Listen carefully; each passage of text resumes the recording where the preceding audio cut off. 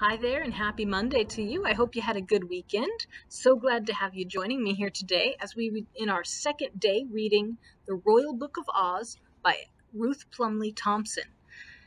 We read on Friday that Professor Wogglebug wanted to write The Royal Book of Oz and was asking all the important people in Oz about their family trees.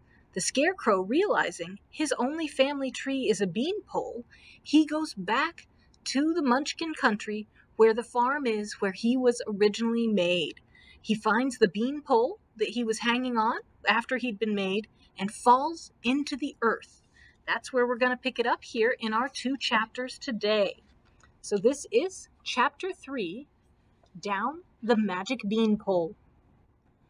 Hugging the beanpole for dear life, the Scarecrow slid rapidly downward. Everything was dark, but at times a confused roaring sounded in his ears. "Father, I hear something falling past," shouted a gruff voice all at once. "Then reach out and pull it in," growled a still deeper voice. There was a flash of light, a door opened suddenly, and a giant hand snatched the air just above the Scarecrow's head. "It's a good thing I haven't a heart to fail me," murmured the Scarecrow, glancing up fearfully and clinging more tightly to the pole. "Though I fall, I shall not falter. But where under the earth am I falling to?" At that minute, a door opened far below, and someone called up, "Who are you? Have out your toll, and be ready to salute the royal ruler of the Middlings." The Scarecrow had learned in the course of his many and strange adventures that it was best to accede to every request that was reasonable or possible. Realizing that unless he answered at once, he would fall past his strange questioners, he shouted amiably, "I am the Scarecrow of Oz, sliding down my family tree." The words echoed oddly in the narrow passageway, and by the time he reached the word tree, the Scarecrow could make out 2 large brown men leaning from a door somewhere below. Next minute, he came to a sharp stop. A board had shot out and closed off the passageway. So sudden was the stop that the Scarecrow was tossed violently upward. While he endeavored to regain his balance, the 2 Middlings eyed him curiously. "So this is the kind of thing they grow on top," said one, holding a lantern close to the Scarecrow's head. "Toll! Toll!" droned the other, holding out a horribly twisted hand. "One moment, your royal middleness," cried the Scarecrow, backing as far away from the lantern as he could, "for with straw stuffing one cannot be too careful of fire." He felt in his pocket for an emerald he had picked up in the Emerald City a few days before, and handed it gingerly to the muddy monarch. "Why do you call me middleness?" the king demanded angrily, taking the emerald. "Is your kingdom not in the middle of the earth, and are you not royalty? What could be more proper than royal middleness?" asked the Scarecrow, flecking the dust from his hat. Now that he had a better view, he saw that the 2 were entirely men of mud, and very roughly put together. Dried grass hair stood erect upon each of their heads, their faces were large and lumpy, and had a disconcerting way of changing shape. Indeed, when the king leaned over to examine the Scarecrow, his features were so soft they seemed to run into his cheek, which hung down alarmingly, while his nose turned sideways and lengthened at least an inch. Muddle pushed the king's nose back and began spreading his cheek into place. Instead of hands and feet, the Middlings had gnarled and twisted roots, which curled up in a perfectly terrifying manner. Their teeth were gold, and their eyes shone like small electric lights. They wore stiff coats of dried mud, buttoned clumsily with lumps of coal, and the king had a tall mud crown. Altogether, the Scarecrow thought he had never seen more disagreeable-looking creatures. "What he needs," spluttered the king, fingering the jewel greedily, "is a coat of mud. Shall we pull him in, Muddle?" "He's very poorly made, your majesty. Can you work, Carescrow?"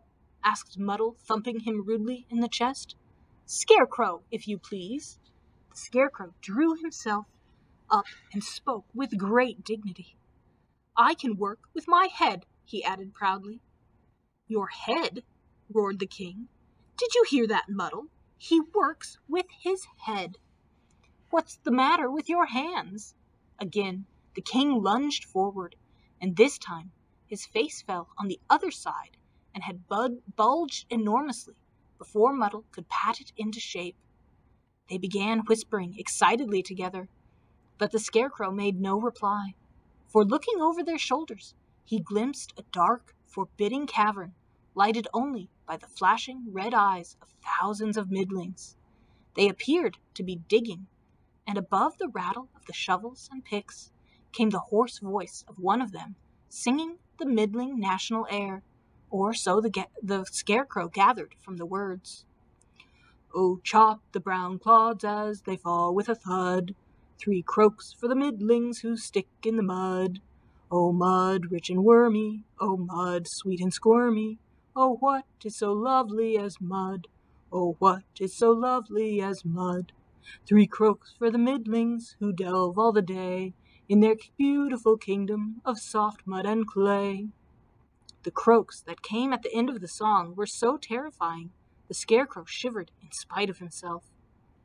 "Ugh, hardly a place for a pleasant visit," he gasped, flattening himself against the wall of the passage. Feeling that matters had gone far enough, he repeated in a loud voice, "I am the Scarecrow of Oz, and desire to continue my fall. I have paid my tolls, and unless your royal middleness release me—" "Might as well drop him, a useless creature," whispered Muddle, and before the king had time to object, he jerked the board back. "Fall on!" he screeched maliciously, and the Scarecrow shot down into the darkness, the hoarse screams of the 2 midlings echoing after him through the gloom. No use trying to think. The poor Scarecrow bumped and banged from side to side of the passage. It was all he could do to keep hold of the beanpole, so swiftly was he falling. "A good thing I'm not made of meat like little Dorothy," he wheezed breathlessly. His gloves were getting worn through from friction with the pole, and the rush of air past his ears was so confusing that he gave up all idea of thinking. Even magic brains refused to work under such conditions. Down, down, down he plunged, till he lost all count of time. Down, down, down, hours and hours. Would he never stop? Then suddenly it grew quite light, and he flashed through what appeared to be a hole in the roof of a huge silver palace, whirled down several stories, and landed in a heap on the floor of a great hall. In one hand he clutched a small fan, and in the other a parasol that had snapped off the beanstalk just before he reached the palace roof. Shaking and bent over, double though he was, the Scarecrow could see that he had fallen into the company of great magnificence. He had a confused glimpse of silken-clad courtiers, embroidered screens, inlaid floors, and flashing silver lanterns. When there was a thudding bang that hurled him halfway to the roof again. Falling into a sitting position, still clinging the beanpole, he saw 2 giant kettle drums nearby, still vibrating from the terrible blow they had received. The company were staring at him solemnly, and as he attempted to rise, they fell prostrate on their faces. Up flew the poor flimsy Scarecrow again. Such was the draught, and this time landed on his face. He was beginning to feel terribly annoyed, but before he could open his mouth or stand up, a deep voice boomed. "He has come! He has come!" shrilled the rest of the company, thumping their heads on stone floor. The language seemed strange to the Scarecrow, but oddly enough he could understand it perfectly. Keeping a tight grasp on the beanpole, he gazed at the prostrate assemblage, too astonished to speak.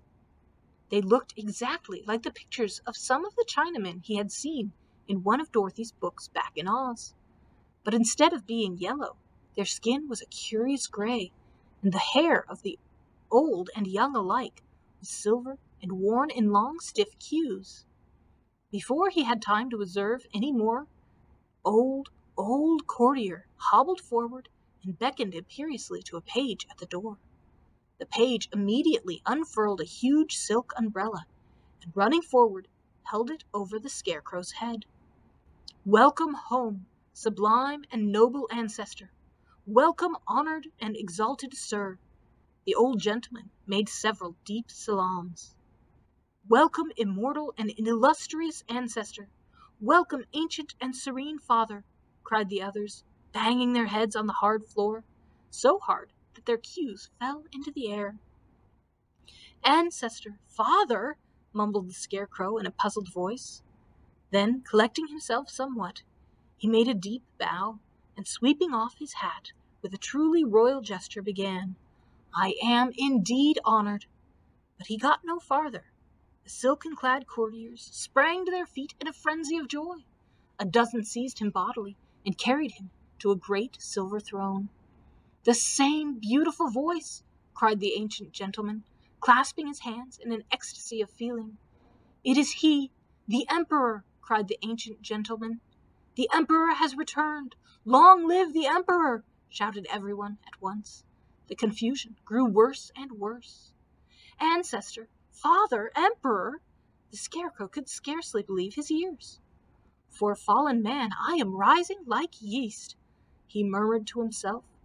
Half a dozen courtiers had run out the doors to spread the wonderful news, and soon the silver gongs and bells began ringing all over the kingdom, and cries of "The Emperor! The Emperor!"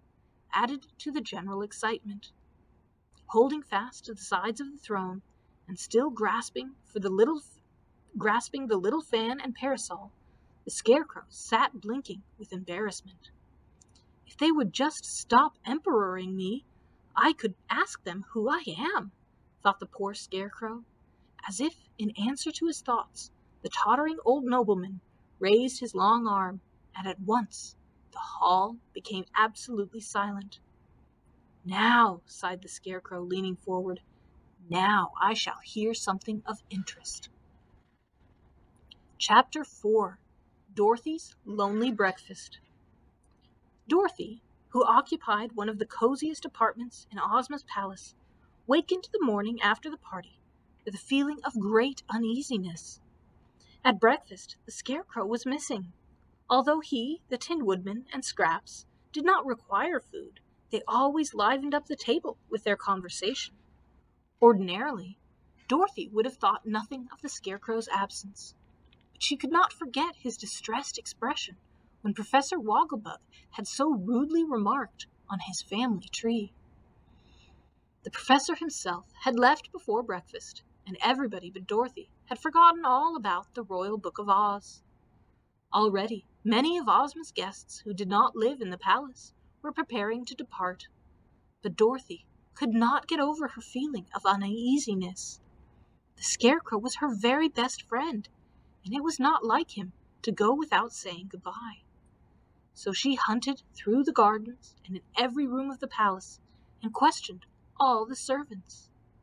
Unfortunately, Jellia Jam, who was the only one who had seen the Scarecrow go, was with her mistress. Ozma always breakfasted alone and spent the mornings over state matters. Knowing how busy she was, Dorothy did not like to disturb her. Betsy Bobbin and Trot, real little girls like Dorothy, also lived in the fairy palace, and Ozma was a great chum for them. But the Kingdom of Oz had to be governed in between times, and they all knew that unless Ozma had the mornings to herself, she could not play with them in the afternoons. So Dorothy searched by herself. "Perhaps I didn't look hard enough," thought the little girl, and searched the palace all over again. "Don't worry," advised the Tin Woodman, who was playing checkers with Scraps. "He's probably gone home." "He's a man of brains. Why worry because he left us in a hurry?" chuckled Scraps with a careless wave of her hand, and Dorothy, laughing in spite of herself, ran out to have another look in the garden. "That is just what he has done, and if I hurry, I may overtake him. Anyway, I believe I'll go and pay him a visit," thought Dorothy. Trot and Betsy Bobbin, were swinging in one of the royal hammocks, and when Dorothy invited them to go along, they explained that they were going on a picnic with the Tin Woodman. So without waiting to ask anyone else, or even whistling for Toto, her little dog, Dorothy skipped out of the garden. The Cowardly Lion, half asleep under a rose bush, caught a glimpse of her blue dress flashing by and bounded to his feet and thudded after her. "Where are you going?" he asked, stifling a giant yawn. "To visit the Scarecrow," explained Dorothy. "He looked so unhappy last night. I am afraid he is worrying about his family tree, and I thought perhaps I could cheer him up." The Cowardly Lion stretched luxuriously. "I'll go too," he rumbled, giving himself a shake. "But it's the first time I ever heard of the Scarecrow worrying." "But you see," Dorothy said gently, "Professor Wogglebug told him he had no family." "Family? Family fiddlesticks! Hasn't he got us?" The Cowardly Lion stopped and waved his tail indignantly. "Why, you old dear thing," Dorothy threw her arms around his neck, "you've given me a lovely idea." The Cowardly Lion tried not to look too pleased. "Well, as long as I've given it to you, you might as well tell me what it is," he suggested mildly. "Why," said Dorothy, skipping along happily, "we'll let him adopt us and be his real relations. I'll be his sister and you'll be his cousin. That is, if you think you wouldn't mind having a great coward like me for a cousin," finished the Cowardly Lion in an anxious voice. "Do you still feel as cowardly as ever?" asked Dorothy sympathetically. "More so," sighed the giant great beast, glancing apprehensively over his shoulder. This made Dorothy laugh, for although the lion trembled like a cup custard at the approach of danger, he always managed to fight with great valor, and the little girl felt safer with him than with the whole army of Oz, who were never frightened, but who always ran away. Now, anyone who is at all familiar with his geography knows that the fairyland of Oz is divided into 4 parts, exactly like a Parcheesi board, with the Emerald City in the very center, the purple Gillikin country to the north, the red Quadling country to the south, the blue Munchkin country to the east, and the yellow country of the Winkies to the west. It was toward the west that Dorothy and the Cowardly Lion turned their steps, for it was in the Winkie country that the Scarecrow had built his gorgeous golden tower in exactly the shape of a huge corn ear. Dorothy ran along beside the Cowardly Lion, chatting over their many adventures in Oz, and stopping now and then to pick buttercups and daisies that dotted the roadside. She tied a big bunch to the tip of her friend's tail and twined some more in his mane, so that he presented a very festive appearance indeed. Then, when she grew tired, she climbed on his big back, and swiftly they jogged through the pleasant land of the Winkies. The people waved to them from the windows and fields, for everyone loved little Dorothy and the big lion. And as they passed a neat yellow cottage, a little Winkie lady came running down the path with a cup of tea in one hand and a bucket in the other. "I saw you coming and thought you might be thirsty," she called hospitably. Dorothy drank her cup without alighting. "We're in an awful hurry. We're visiting the Scarecrow," she exclaimed apologetically. The lion drank his bucket of tea at one gulp. It was so hot it made his eyes water. "How I loathe tea! If I hadn't been such a coward, I'd have upset the bucket," groaned the lion, as the little Winkie lady went back into her house. "But no, I was afraid of hurting her feelings. Ugh, what a terrible thing it is to be a coward." "Nonsense," said Dorothy, wiping his eyes with her handkerchief. "You're not a coward. You're just being polite. But let's run very fast, so we can reach the Scarecrow in time for lunch."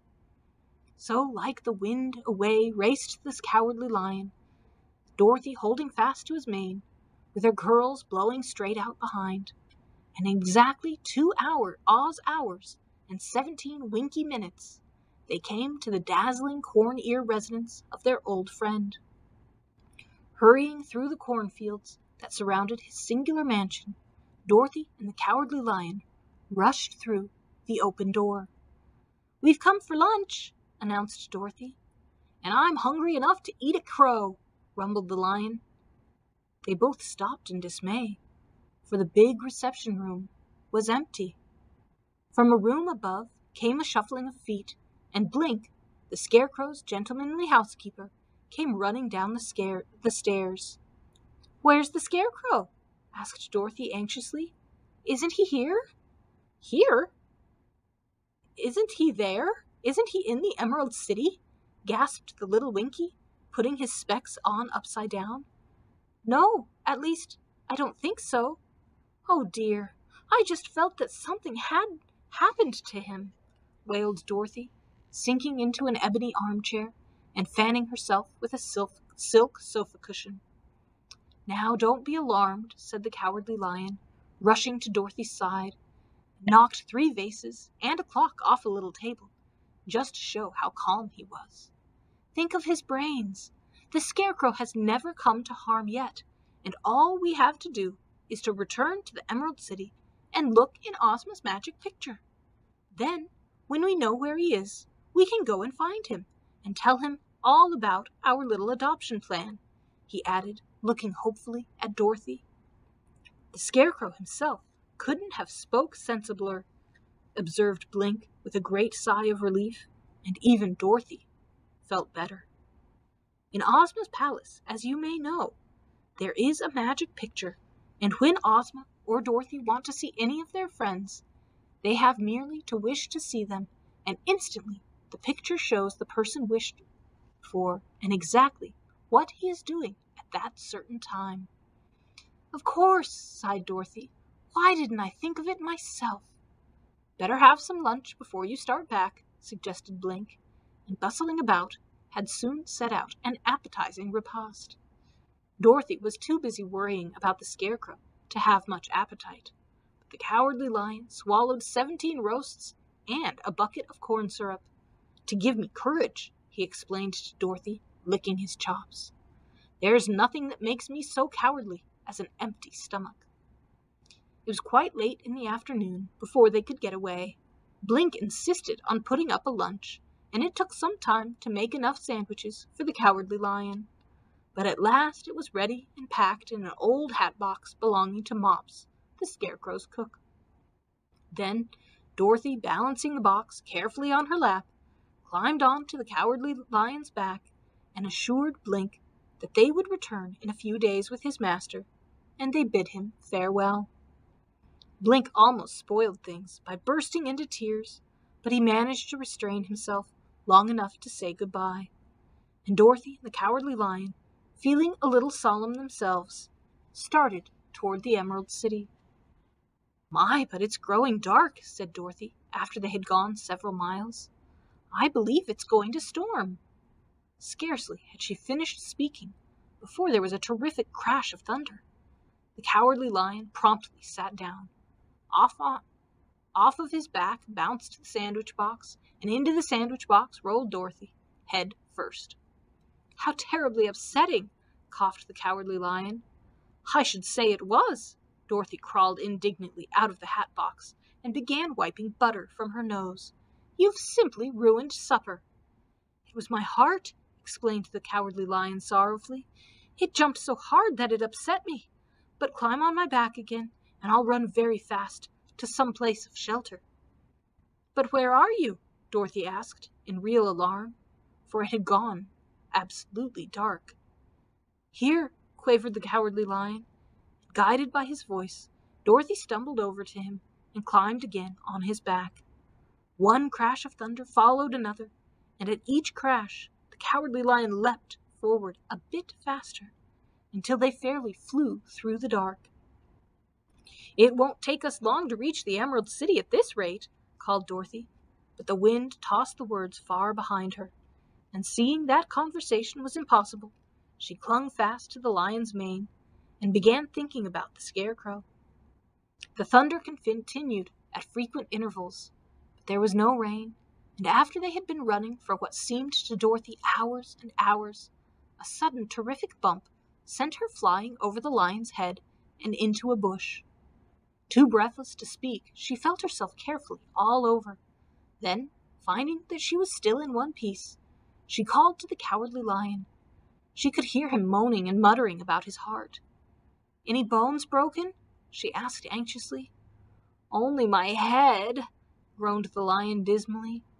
Just then, the darkness lifted as suddenly as it had fallen, and Dorothy saw him leaning against a tree, with his eyes closed. There was a big bump on his head. With a little cry of sympathy, Dorothy hurried toward him, when all at once something strange about their surroundings struck her. "Why, where are we?" cried the little girl, stopping short. The lion's eyes flew open, and, forgetting all about his bump, he looked around in dismay. No sign of the Emerald City anywhere. Indeed, they were in a great dim forest, and considering the number of trees, it is a wonder that they had not run into one long ago.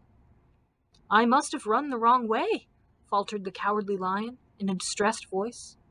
"You couldn't help that. Anyone would lose his way in the dark," said Dorothy generously. "But I wish we hadn't fallen in the sandwiches. I'm hungry." "So am I.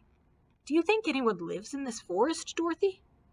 Dorothy did not answer, for just then she caught sight of a big sign nailed to one of the trees. "Turn to the right," directed the sign. "Oh, come on," cried Dorothy, cheering up immediately. "I believe we're going to have another adventure." "I'd rather have some supper," sighed the Cowardly Lion wistfully. "But unless we want to spend the night here, we might as well move along. If I'm to be fed up on an adventure, I suppose." "Turn to the left," advised the next sign, and the two turned obediently and hurried on, trying to keep a straight course through the trees. In a fairyland like Oz, where there are no trains or trolleys or even horses for traveling, except Ozma's sawhorse, there are bound to be unexplored portions. And though Dorothy had been at one time or another in almost every part of Oz, the country through which they were now passing was totally unfamiliar to her. Night was coming on, and it was growing so dark that she could hardly read the third sign when they presently came upon it. "Don't sing," directed the sign sternly. "Sing?" snapped Dorothy indignantly. "Who wants to sing?" "We might as well keep to the left," said the Cowardly Lion in a resigned voice, and they walked along for some time in silence. The trees were thinning out, and as they came to the edge of the forest, another sign confronted them. "Slow down," read Dorothy, with great difficulty. "What nonsense! If we slow down, how shall we ever get anywhere?" "Wait a minute," mused the Cowardly Lion, half closing his eyes. "Aren't there two roads just ahead? One going up and one going down? We're to take the down road, I suppose. Slow down. Isn't that what it says?" Slow down it surely was, for the road was so steep and full of stones that Dorothy and the Cowardly Lion had to pick their way with utmost care. But even bad roads must end somewhere, and coming suddenly to the edge of the woods, they saw a great city lying just below. A dim light burned over the main gate, and toward this the Cowardly Lion and Dorothy hurried as fast as they could. This was not very fast, for an unaccountable drowsiness was stealing over them. Slowly and more slowly, the tired little girl and her great four-footed companion advanced toward the dimly lighted gate. They were so drowsy that they had ceased to talk. They dragged on. "Oh, yawned the Cowardly Lion. "What makes my feet so heavy?" He stopped short and examined each of his 4 feet sleepily. Dorothy swallowed a yawn, and tried to run, but a walk was all she could manage. "Ha-ho-hum," she gasped, stumbling along with her eyes closed. At the time they had reached the gate, they were yawning so hard that the Cowardly Lion had nearly dislocated his jaw, and Dorothy was perfectly breathless. Holding the lion's mane to steady herself, Dorothy blinked up uncertainly at the sign over the gate. "Ah, here we are, oh!" She held her hand warily before her mouth. Then, with a great effort, she read the words of the sign. Great, grand, and mighty, slow kingdom of Pokes. Ah, Pokes! Do you hear? Ha-ho, hum. Dorothy looked about in alarm, despite her sleepiness. Do you hear? She repeated anxiously, as no answer came through the gloom. The Cowardly Lion did not hear. He had fallen down asleep, and was fast asleep, and so in another minute was Dorothy, her head pillowed against his kind, comfortable, cowardly heart, fast asleep at the gates of a strange gray city. That's the end of our reading for today. Come back tomorrow and find out what more happens in our story. Until then, I hope that you have a great, wonderful rest of your day.